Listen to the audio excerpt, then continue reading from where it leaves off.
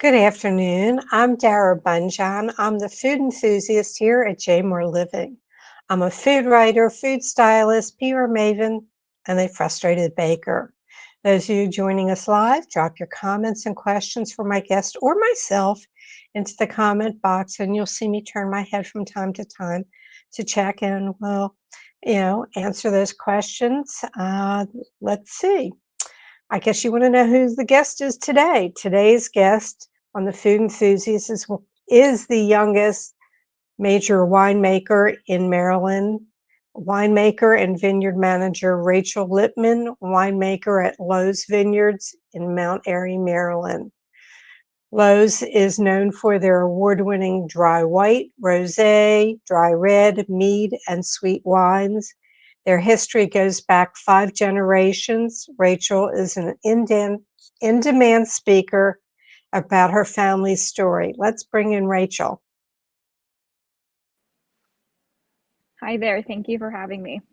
Oh, it's a pleasure. I've really been looking forward to this. Your family story and your accomplishment as the youngest winemaker, what you've done in a short period of time, I can't wait to share with people. Other than doing this show today, what else is on your plate to do? It's funny. I'm here in Silver Spring right now. There is a summit going on in other rooms, and it's for value added agriculture with Cultivate and Craft. And I'm one of the speakers for their rapid fire panel to kind of explain the unique story and things that we do at the winery. You are a qualified speaker. When I say that, you're bringing that up. So I want to point out that you're a member of 3GDC, where it's called Living Links. And that sort of tells the story of your family. Your grandfather was a Holocaust survivor.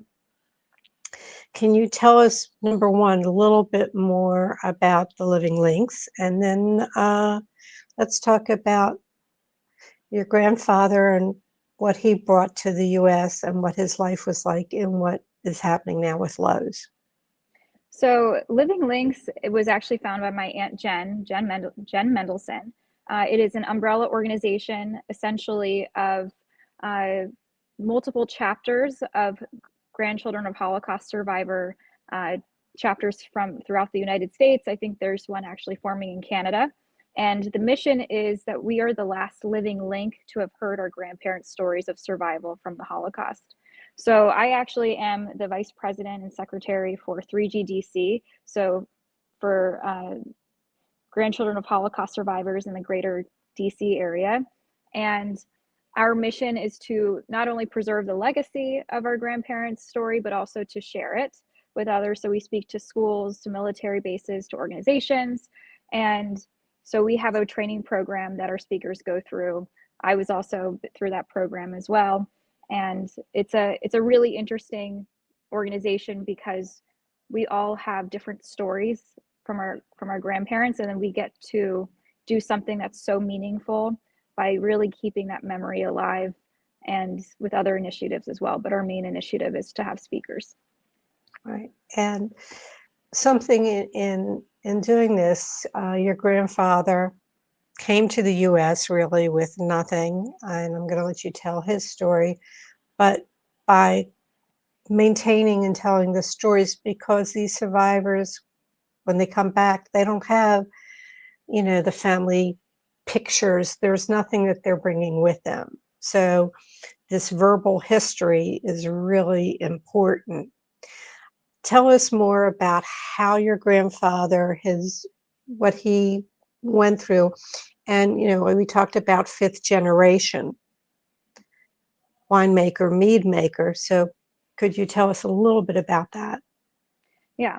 So my grandfather, he was born in Lwów, Poland in 1925, and which is now known as Lviv, Ukraine. So it's still a very complicated area.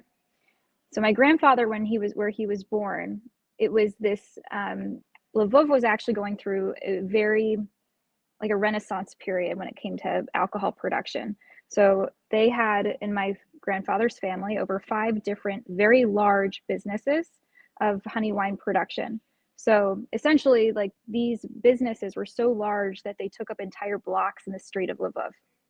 So there were over 5 of them. My grandfather had very fond memories of his childhood, of the sweet smell of mead fermenting in barrels. And actually, later on in his life, it became more of a haunting to him. It was more, that's what compelled him.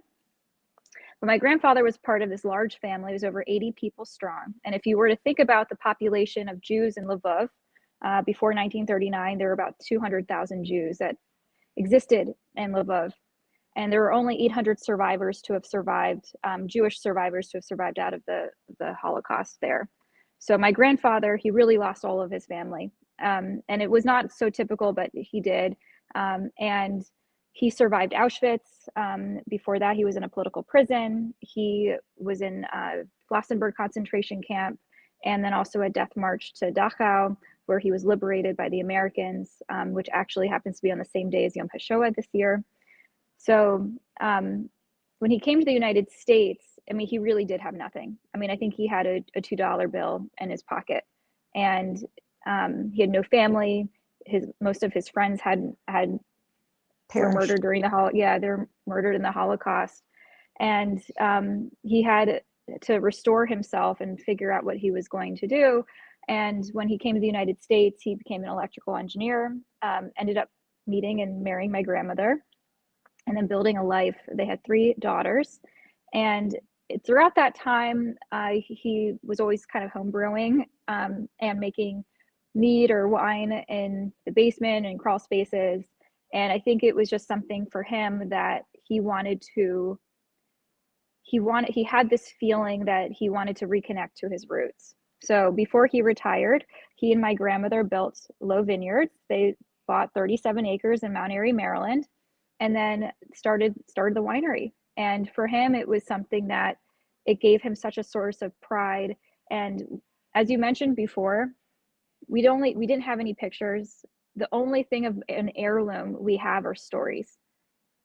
So this was, in my perspective, as growing up, going to the vineyard a lot, the closest thing to an heirloom that I felt like we had, and besides his stories of survival. And I was really lucky. I got to work with him every day for over a decade. Right. You basically grew up on the vineyard. I'm sitting here futzing with my hair. Something's driving me crazy here. You grew up on the vineyard. I think I saw pictures of you on a tractor. That your grandparents, you were very, very close with your grandparents, and you were the eldest grandchild. And that sparked something in you. And you were lucky to have your grandfather. He just passed recently, the age of 96.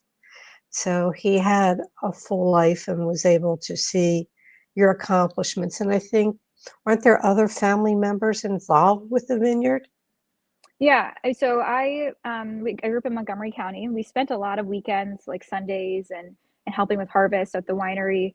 I spent a lot of, like, the day before Passover or the night before Thanksgiving helping my grandmother cook, and then my grandfather would bring me down to the winery, and I would learn chromatography to measure acids at the age of like 12 or 13. I had a very unique relationship with my grandfather. My mom and her sisters are involved, and my cousins and siblings are involved in different aspects. I'm the only descendant that is interested in this or continuing this as a full-time job. My mom and her sisters are all involved in different facets, whether advising, or my mom helps with anything that I need help with. If we need help in, like, the tasting room, or comes to help for harvest, or takes pictures. And my siblings and cousins, they come and help during harvest if they can. We all have a big Mother's Day event, and it's like all hands on deck. So they're all involved. They want the vineyard to stay in the family. They understand, and we all have this belief that this is something that needs to continue. And I think that that's the most important aspect. And it just happens to be that this is the thing that I wanted to do with my life. Right. You got 2 degrees. You got your Bachelor of Science in Horticulture and Crop Production and a BA in Communications. Like, I think you knew where you wanted to be. by what, the courses that you took. You said something just a little bit earlier about that sweet smell that your grandfather remembered. And last week we were talking about there's certain scents that we have that immediately draw a picture. Mm-hmm. And, in talking about that last week, I remember going to kindergarten and what the evergreen smelled like. Or when I smell it, I remember that kindergarten. I have no memory of what I did at the kindergarten, but that scent, or roasting chicken. So I understand when you say it haunted your grandfather. It was something that he needed to smell again. What was your family table like? So my mom cooked. My mom cooked a lot. She made dinner every night. The days that we were at the vineyard, especially for the holidays, when I would help my grandmother. I mean, we didn't really have family recipes that were from my grandfather's family, like what one would assume, because of the fact that he was so young when the war started, and with also the aspect that it's not very common for boys to cook with their mothers, I think. Right. But he did have some recipes. In terms of the family table, I would say, it was what one would consider. We always had wine at the table. I remember having a little sippy cup, the little glass, we call them a little Elijah cups, Yeah. and with filled with wine, and each of my siblings and cousins, we would get quizzed. So from a very young age, we were taught to appreciate and learn about wine and mead in a very unique fashion. I think that helped with all of our palates. We all wanted to have the best one. And I think that to me, that's the most memorable is the wines and the pride that we had having our wine at the dinner table. I had a thought, it disappeared. That happens a lot at this age.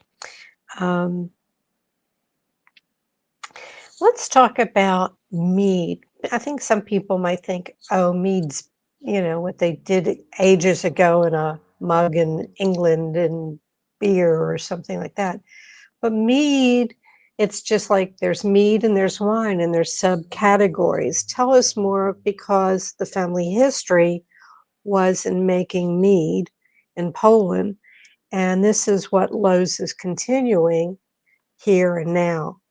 So tell us mead versus wine versus piments and sizers. So mead is an umbrella term. Actually, it's something that's really interesting with the amount of research I've been doing. My family has one of the longest tenures of mead production in the world. There's a Jewish family has one of the longest tenures of mead production in the world. We've been producing mead for over 150 years, and in a very specific method, in the Polish method, which is really kind of a Jewish method in many aspects. So, what I think in today's day and age, and maybe in the last maybe 20 to 40 years, we typically think of mead and we think of the Renaissance Festival. We think of Vikings and sometimes Ethiopia. Now, some of the largest productions of mead in the world before World War II were really in Poland, and majority of those honey wineries were actually owned by Jews. So there's a very different level type of mead that is being produced. So mead is an umbrella term, and it's basically an alcoholic beverage that is fermented with honey. And then within that, you have like a lot of branches, and you have piments and sizers and melomels and braggots. I mean, it's a very complicated system, and there's quality systems within that. And it's my comparison is sometimes even like the French wine system, from the way that my grandfather described the way that mead was produced in Poland in the early 1900s, the 1940s. So mead as in any sort of fermentable sugar, form of sugar, can be fermented as dry or as sweet as you'd like. So we make piments, which is basically a mead that is fermented with grape juice. So honey and the grape juice ferments together, and then it's barrel aged, and it's done a very specific method. It's heating up the honey and allowing it to barrel age, which gives it a higher propensity to age. And then we also do sizers, and sizer, if you think of the word cider, sizer, they're kind of, that's how I usually remember it. And so it's apple juice or apple cider, really, that is then fermented with the honey, and it's done in that very specific method. And then we also are now producing Polish traditional meads, which are really go along with my family's history that they were making in the 18 and 1900s.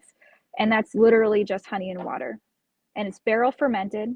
The category is called a Truniak, and it's just speaks to the ratio of honey to water. And we're doing it in such a specific method that when I was in Poland in June of 2023 and I tried Truniaks, I mean, it was eerily similar. And you don't see that. I haven't tasted any of the other traditional Polish meads in other areas of the world, and felt that way. It was so funny to me to think that we've been doing it in such a specific way, and it shows where that legacy came from. Right. And I think in what I was reading about meads, it was with the monks back in the 1600s who started making meads. Little tidbits that I think I garnish. I learn something new with every guest. You were very much involved in spearheading the remodeling of the winery, bringing new equipment. And some of the things that you are doing there now, that you're doing, tell us more about the tribute. You're doing tribute wines. So you do mead and you also do wines. Please tell everybody what you offer. So we produce about, I would say at least 60% of the wine production that we make about 2,600 cases of wine a year. Seems like a lot for some people, but it's actually, we're very, very small. And those are mixed between white and red wine. And then the rest of it, we actually produce honey wines, the Pymet, sizers, and then the Truniaks or the traditional meads. And it was interesting because I started learning mead production with my grandfather, honey wine production with him. I'd say about 2017 was my first one that I got to make with him. Okay. And when we did that whole day, he would explain his family's history, and it felt like when he narrated his family's story and the story of his life, he did it in such a way that it really made me feel like I knew them, that I knew his mother. I could picture her even though I never saw what she looked like, his brothers, his uncles. And when he passed away 2 years ago, it was something that was so disorienting, and I didn't anticipate the feeling, of course, and it felt like his family had passed away with him. So I wanted to be able to, the stories had stopped.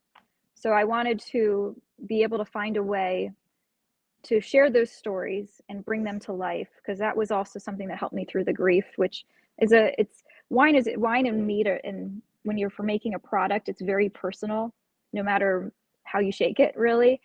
And so we started naming them. I started getting my siblings, my cousins, and my aunts involved, and they all helped me make a mead that is named after someone that they wanted to bring the memory to life.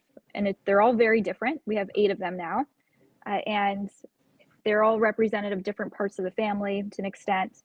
And we're really so privileged. I mean, I feel so privileged that I'm able to connect the two, bringing memory to life in a really unique way with an amazing product. And on the back of the labels has a QR code. So not only does someone get to enjoy the product, the mead, they can look the person up and understand who they were, why they were important to my family, and why this mead represented them. And it is such a way that we really do get to bring memory to life. So actually 2 of them, Clara, won the 2022 Maryland Governor's Cup Gold Medal, and Mazel won the in 2024 for 2023 the Governor's Cup Mhm. for sparkling. Had to be some pride in that. Yeah, Clara was a mead that so my cousin Claire, it's her namesake, and my grandfather actually knew that we were going to name Clara Clara the mead Clara, and he never got to really try it, but it was something that was really, it was a very unique mead. It just reminded me of her, all the stories that my grandfather shared. And that one actually got, not only got an award in the Governor's Cup, it was also essentially featured in Decanter magazine, which is one of the top magazines for wine in the world. And on an international scale, seeing my grandfather's mother's name being honored like that is, I mean, amazing. It really feels like that she's no longer a number. I mean, her story is out there. That's great. And Mazel, tell us a little bit about Mazel. So Mazal is a sparkling red wine. It is made out of a grape called Barbera. So everything we produce from our winery is all Maryland grown grapes, or the honey is all Maryland harvested honey. We actually just put 28 beehives on our property this past year, as in, I guess, last year in 2024. But Mazal is a red sparkling wine, and I personally have a affinity for Lambrusco, but dry Lambrusco specifically. And Okay. it was an experiment. It was one of those things that I thought, might as well try it. If I'm making two other sparkling wines, I'm a white and a rosé, I might as well do the red. And the red Mazal turned out exactly how I had wanted it to be like. And it was essentially like a dry Lambrusco on steroids.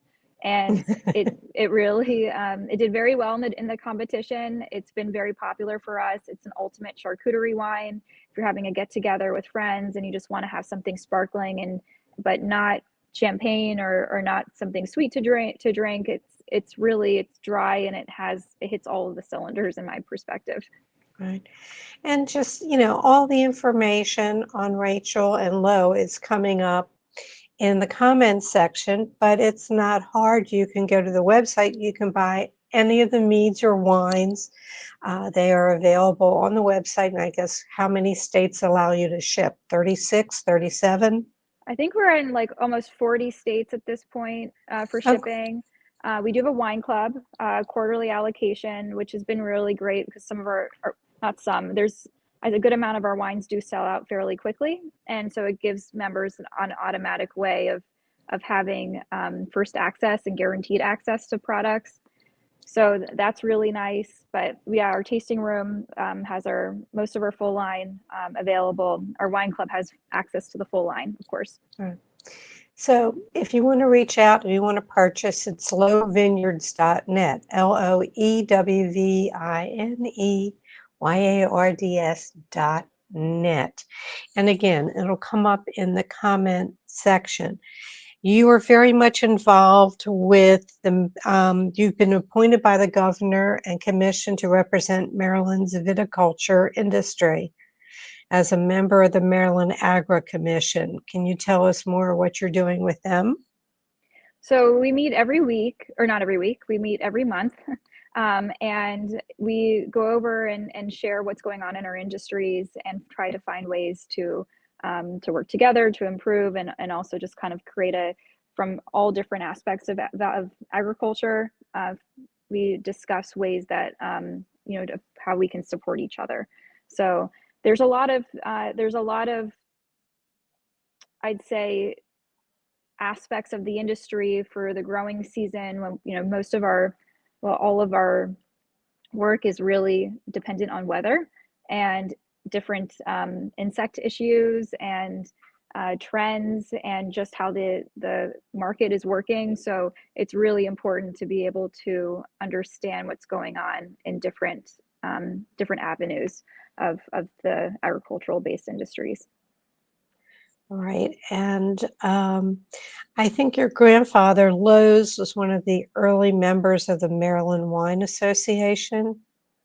Am I correct? Wasn't it? part of one of the earlier members? Yeah, my grandfather and my grandmother, they were pioneers. Well, my grandmother is still a pioneer. My grandfather was, and a lot of the laws and the way that the industry is shaped today is very much based off of the original 12. The original 12 wineries that existed in the 70s and 80s, and which includes my family's. So it's a very there's a lot of sense of pride. I mean, we're one of the fourth oldest existing winery in the state of Maryland, and 3 of the 4 oldest wineries in Maryland are in our 5-mile radius. So we're all very close with each other. I just want to tell people, I guess, for home brewing, that you're offering a course, The Art and Science of Blending Wine workshop, on January 25th. You have afternoon sessions open. So I take it this is for home brewers. Is that what the It's for seminars are? anyone. It's for Okay. anyone. I think a lot of times when people come in or customers come in, they want to know how we get to the point of having like 92% Malbec, 4% Merlot, and 4% Cabernet Franc in a wine. Like, does the 4% make a big difference? And it was a really popular event we did last year in 2024. And this year, it was so popular, we sold out of the first session. I was only planning on doing one session, 20 people, because we have a small tasting room area, and it sold out within, I think, 2 or 3 weeks of announcing it. So we have about, I think, 8 slots left for the afternoon session. I'm expecting it to get close to selling out. So, and what we actually decided and figured out yesterday, what I figured out with my tasting room manager, is we're going to be then offering an added bonus for customers to take home of 4 of the barrel samples that they'll be trying, and they will be able to then take home and blend their own at home and to be able to enjoy. So we're really excited about that addition. Sounds great. I'm just trying. It's cold out, and I'm inside, and I'm feeling it. We've talked about the wine clubs, the guided wine tastings that people can sign up for, the tastings, your tasting rooms. That is all on the website, loewvineyards.net. Let me come to my final questions for you. If you wake up tomorrow morning with a new talent, what would the new talent be? It's a good question. I would say my talent would be something that's unrelated to wine, actually. My talent would be to dance. So I'm not the best dancer. I would like to be able to have more moves. I would say that. Yeah. But are you as bad as Elaine on Seinfeld, or a step above? Probably as bad, I'm assuming. I mean, my friends have a fun time watching me dance, so at least I'm entertaining, but I gotcha. If you could go back and give your 18-year-old self a piece of advice, what would it be? I would tell my 18-year-old self that it is okay to take breaks every once in a while. Part of a lot of this industry and a lot of this business went from growing the business, which I am so grateful for all of my tenacity and for the fact that my family was really supportive of everything that I've been doing over the past 10 years. But I would say I'm allowed to take a Saturday off. I've been working, say, 6 to 7 days a week for about 10 years. And now we're getting to the point where I'm going to be able to take some time off, as in work the normal 5 days a week or 6 days a week. And so I would tell myself that it's okay to take a Saturday off and hang out with your friends. Great. What's the best bite you've had all week? Well, I made a red snapper puttanesca last night, and that was really delicious. So I would say that. Kudos to you, right? Thank you. I love to cook. What two things must be in the fridge for you? And we're not going to talk Mm. wines. I know that it would be like Solomon picking his favorite child. You can't do that. So, what two items are a must in your fridge? So I would say, so I go to the farmer's market every Sunday and I like the fresh farmer's market eggs. So that's definitely a must. And I have I really love sauerkraut. So there's a specific one I get from the kielbasa factory in Rockville that has it's a regular sauerkraut, but it has pickled mushrooms on the top, and I eat that probably 2, 3 times a week when I get home from work as my like snack before I start cooking. Yeah. Aren't you doing something with fermentation or what's the word I'm looking for? I don't know. I lost it. Um, Next week's guest. It wasn't you. Oh. It's blending together. Okay. Mm-hmm. So that's why. Okay. I'm sorry, everybody. I'm surprised I even remembered where I got it from. Okay. So we've done best piece of advice, new talent, best bite, things in the fridge. Is there an ultimate culinary fail that you're willing to share? Trying to think of the last. So there's a dish that I had in Poland. It's called yomki. It's with potato. So it's like the cabbage roll with meat and rice typically. But the one that I had specifically had potato and onion, and it was delicious. The first time I made it went really poorly, and I think it was just it wasn't the right potato type. So I have the cabbage in my fridge right now, and when I have the time, I'm going to try it again. But Okay. Well, you it was happen to like yeah. sauerkraut and the cabbage. We do have a question from Seth Cabal.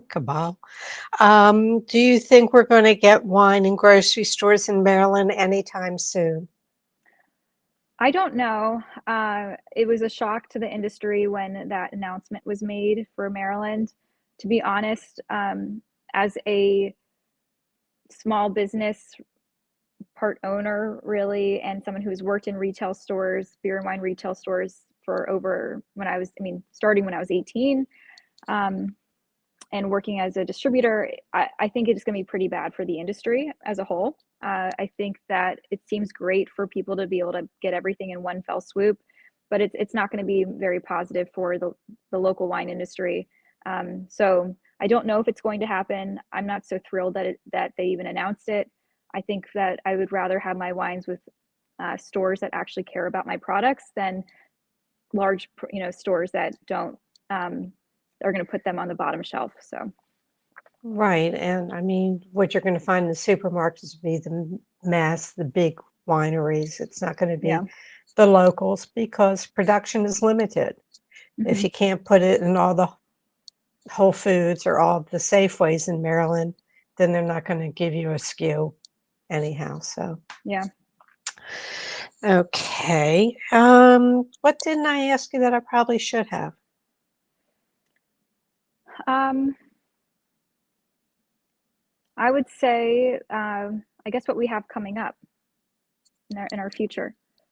So, for the future of the winery, we are continuing to grow, and we're excited for like the fact that we have a wine club that's growing. We're working towards having a new tasting room situation for our customers, and future events that we're really excited to start planning. We have a few in the pipeline that we started working on yesterday. Great. Besides the blending workshop, and new wines too. So there's some varieties that was the first time last year I got to work with them, and they're showing really beautifully. I can't wait for them to get to the mature point to be bottled. Just to remind everybody, lowvineyards.net. You can buy any of the wines or meads up off the website. Rachel Loew Lipman. I want to thank you so much for joining us and sharing your story, your family's story. And as you said, with Holocaust Remembrance Day coming up, let's not forget those stories, everyone. Thank you so much for joining us. Thank you for having me. Okay, everyone. And now I'm going to tell you who's going to be on next week, who I was confusing with fermentation. Sorry. Next week's guest will be Ken Abela.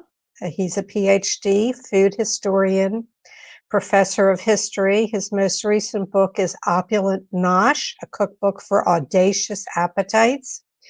He has published 29 books on food, including academic monographs, single subject food histories, cookbooks, encyclopedias, handbooks, anthologies, translations, and is now working on the Atlas of Fermentation. I told you.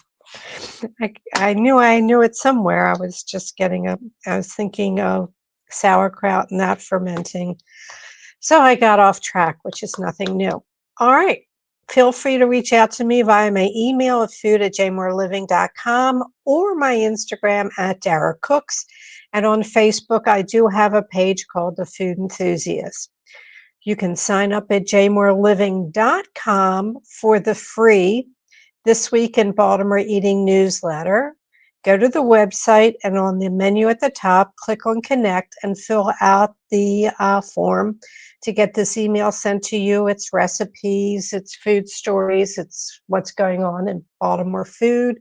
So it's free. Sign up. They have some great recipes and stories coming your way, and it'll come out either every Tuesday or every other Tuesday. All shows are immediately archived in video form on Jmore Living's Facebook page and jmoreliving.com. We truly appreciate it when you share our show with friends and family. Feel free to go back into our archives and enjoy past shows.